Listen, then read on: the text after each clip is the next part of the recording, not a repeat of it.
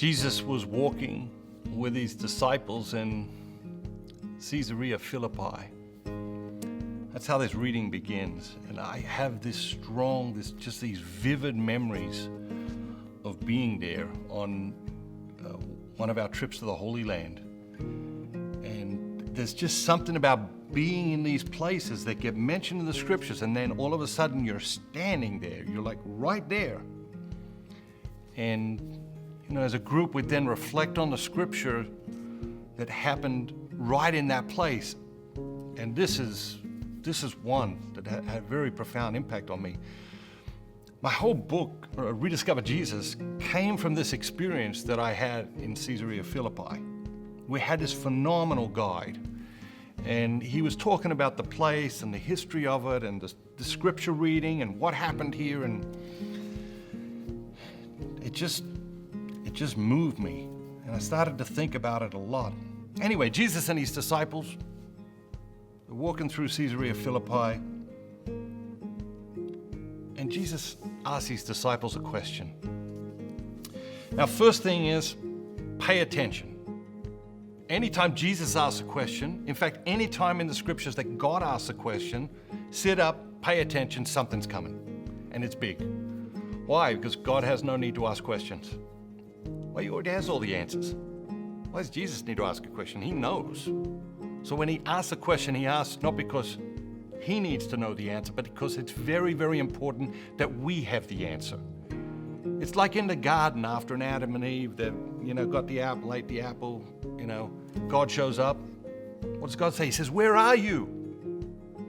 What, all of a sudden, God's lost his bearings? God doesn't know where Adam and Eve are? God knows exactly where Adam and Eve are. Calls out to Adam and Eve, "Where are you?" Because he wants Adam and Eve to know where they are.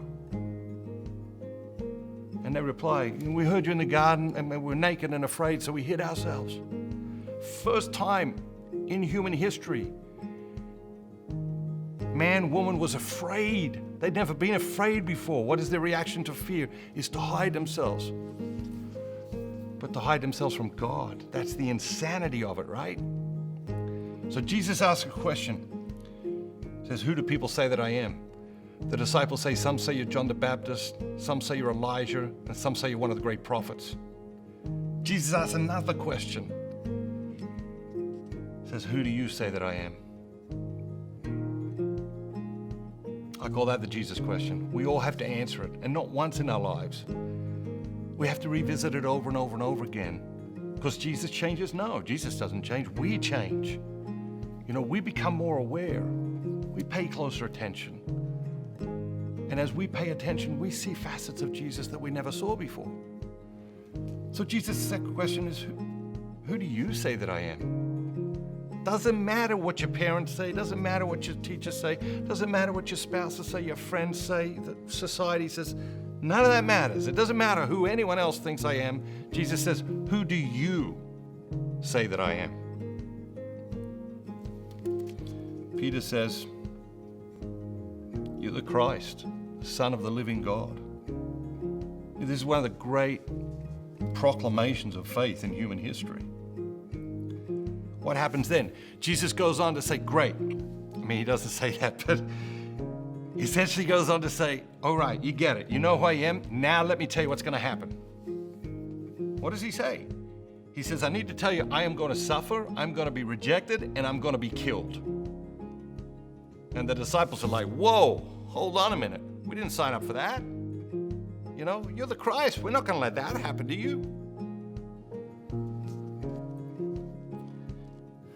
Jesus goes on to say, he says, any man wants to come after me, let him deny himself and take up his cross and follow me.